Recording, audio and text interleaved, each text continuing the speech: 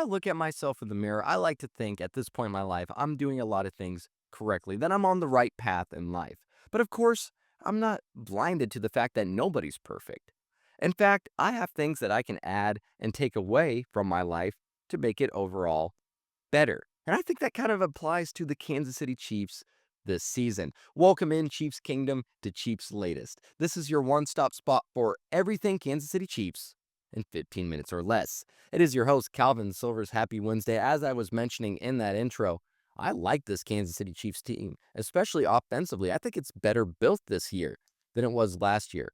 However, there are things that the Chiefs can do to make them overall better. That includes adding some people and getting rid of some people. It's a trade-filled episode. We're going to dive into it all. But before we do, you guys know the drill. If you're listening on YouTube, I need you to just take 1 second and please hit that subscribe button and also turn on those notifications because we have daily videos here at Chiefs Latest, Monday through Friday. You're not going to want to miss any of the news, rumors, or actions regarding this Kansas City Chiefs team, so please hit that subscribe button, turn on those notifications as it not only helps me in the channel, but it's going to help you stay up to date with everything Kansas City Chiefs. So let's go ahead and look at the Chiefs as a whole. Yes, I like the offense. It's finding its footing the past couple weeks. It's starting to hum along, especially now with the inclusion of Rice coming back this week. But still, the defense is kind of where I'm having some issues. And usually, the past couple seasons, you wouldn't hear me say that. I'm usually happy with the defense. The defense is usually the one carrying this Chiefs team. But this year, it's no secret. Everyone can see it. We do need a pass rush boost. So what do you do at this point for any team? Well, you look at the bottom feeders of the league. So that's going to take our attention to the Arizona Cardinals, who, yeah, started off nicely, 2-0, but since then have dropped 4 straight, and they've given Tennessee, so far, their only win of the season. So who from the Cardinals could we pick up? Well, I would look at Calais Campbell.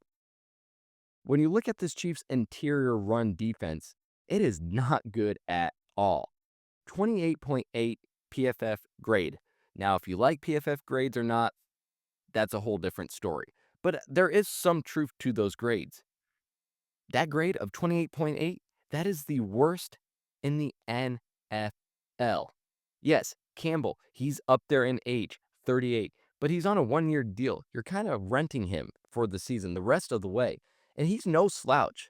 I get it that he's at the age of 38, but look at his resume.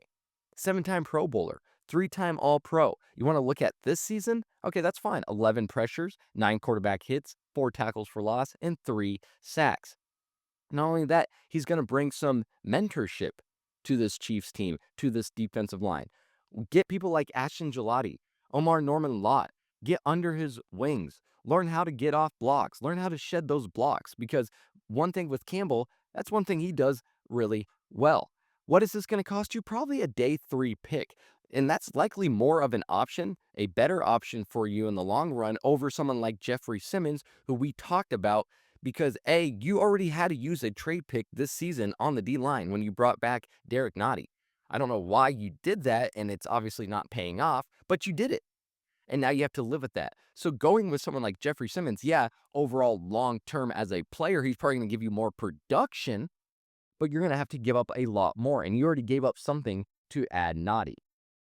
How does he fit within this team? I think it's well, and especially with that experience, he can diagnose schemes. He's able to hold double teams. And while that's all happening, he's going to free our edge rushers. He's got quick hands, he's got good leverage spots, and he's going to disrupt pockets. It's going to be nice for Spag when he wants to blitz. So my take on this one, he's affordable, he's going to stabilize the D-line, and he's probably a smarter pick in terms of what you can give up right now for the future than someone like I mentioned, Simmons, who we talked about last week. All right, let's go to the offense now. Yes, I know I just mentioned it. I like where we're at. I think we're better built than what we were last year. That's all true. Yes, the offense is solid. But you guys know me. You guys know where my one main issue lies with this offense, and that is at the running back position. You look at who we're rocking with right now. Pacheco, Hunt, and Smith. Combined, they're averaging 3.9 yards per carry. That's not enough. You have people in the NFL Individuals averaging 4.5 plus right now. As a unit, you can only average 3.9. No, it's not going to fly. Yes, we've had big names throw our way. Alvin Kamara, Breece Hall. More on that here in a second. But we got to remember here, folks, blockbuster trades like this, or just big name trades like this, don't happen all that often. So we might need a more quote unquote realistic name to come across the table. And one has in the rumor mill, of course, and that is Titans Tony Pollard. Again, you want to look at the bottom feeders here when it comes to trying to pick up. These teams are having fire sales. Titans at 1-5. They're only one against the Cardinals, who we just talked about. Their offense is a mess. Pollard probably wants out of there himself. Second fewest points in the league, the fewest yards in the league. But despite all that, Pollard said, you know what? I don't care. I'm going to shrug it off. I'm not going to make excuses for myself. He's on pace for a 1,000 plus yard season. He's also was once a big name in the game. He was a 2022 Pro Bowler. He still is a big name in the game. 3 straight 1,000 yard seasons, 1,441 yards, 7 touchdowns in 2 seasons with the Titans. He's got 5 plus yards per carry. He's got soft hands for those checkdowns, those screen passes. And let's be honest, he's got way more juice and better potential right now than what we're seeing with Kareem Hunt. Now, here's where the issue lies. I said we need a realistic option. I'm saying this is more realistic because of what you can maybe get his name and price down to. But right now, he's the 7th highest running back cap hit in the league. KC has a $2.9 million cap space right now. So it's really, really tight. But yes, he does fit Reed's scheme. Plays between the tackles. He's going to get the chunk plays off of passes. So my take, a mid-round, it might be possible. It might be possible to get him for. But I'm not sold on a long-term fit at the age of 28 if you're going to, have to give up large sums or a very high draft pick. I'm not with it for the 28-year-old. And I think there actually might be a better price option for us, honestly. And we're going to talk about it right now. Breece Hall, his trade value was just released from Connor Hughes of SNY. He said that he was talking to some NFL GMs about what the asking price would be. And right now, that trade value for Breece Hall is a 5th round pick, maybe a 4th round, of course, if some other teams get involved, if like 2 teams are going at it at once. But the GMs have said that there is a risk going that high, and that even a 5th round pick, 4th round is still a little too high because of his durability, because of the inconsistent tough yards, because of the final year of his deal. Again, you're going to rent him most likely for the rest. Yes, you can sign him, but in the Chiefs' case, are they going to have the money to? What if he breaks out the second half of the year? He's going to ask for a large sum of money. Are you going to be able to do that? So would you risk giving up a 5th, 4th round pick for a guy that's going to play only half a season for you? Now, if it brings a Super Bowl out of it, that could very well be argued. So far this season, 88 carries, 410 rush yards, 4.9 yards per carry. Again, remember, as a unit, we're only doing 3.9 yards per carry, 17 catches for 150 receiving yards.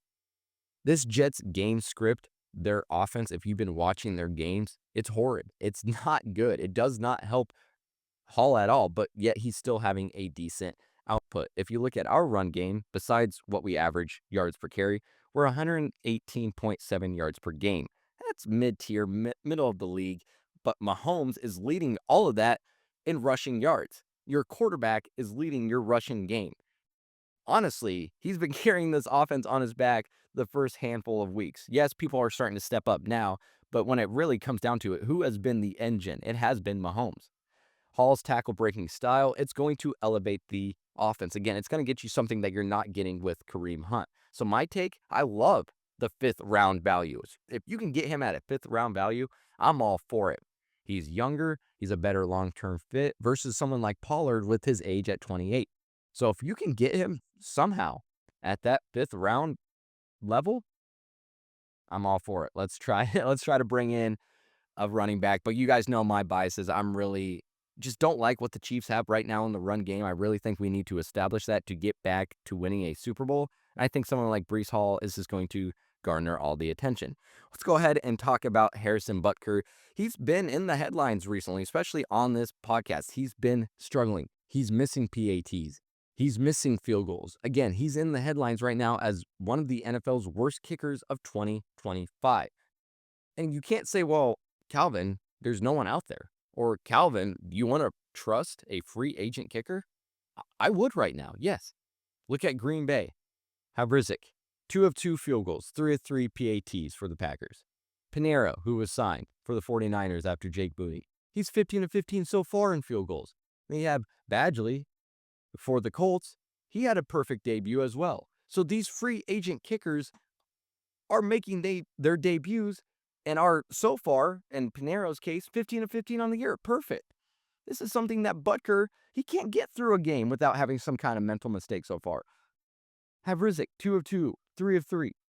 That's something that Butker has not done yet this season. And we're through 6 games. It's all mental. We know that kicking uses the most mentals in the sport. And right now he looks rattled. But the issue is, and I'm not saying we need to go this far at all. I'm not advocating for this. Don't get my words twisted. I think bringing in some competition would be nice, would maybe make him focus up more. So I'm not saying that we need to do this at all, but if you can't release him either, because if you release him, you're going to have $15.1 million of dead cap. So you can't release the guy either. So you might just have to rock out with him. But the misses are piling up. Not even just missed field goals, not even missed PATs. He had the out-of-bounds kickoff that helped the Jags, stage their game-winning drive. It's a mess, and I don't want something like that to happen in a really crucial moment like the playoffs, where there's not a next week, where you don't get to go to practice the next day or the day after. It's over at that point. So the Chiefs, I would not ignore the free agents, but it seems like some of the good ones have already been picked up. It's low risk, it's high reward, especially right now when Butker is going through some kind of slump. Well, that is all that I have for you guys on this lovely hump day, middle of the week. Let me know if you guys thought any of the trades that I recommended would be good for this Kansas City Chiefs team in 2025. Once again, you are listening to Cheifs Latest. If you haven't already, please hit that subscribe button. I'm your host, Calvin Silvers, and until next time, have a good one.